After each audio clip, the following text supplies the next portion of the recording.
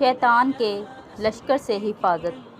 نبی کریم صلی اللہ علیہ وآلہ وسلم نے فرمایا کہ جو شخص یہ کلمات رات اور دن کے شروع میں پڑھ لے گا، اللہ تعالیٰ اس کو ابلیس اور اس کے لشکر سے محفوظ رکھے گا۔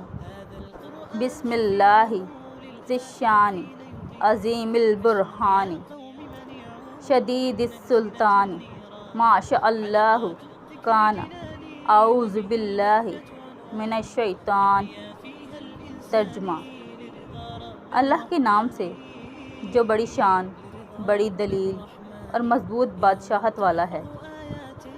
جو چاہتا ہے وہی ہوتا ہے۔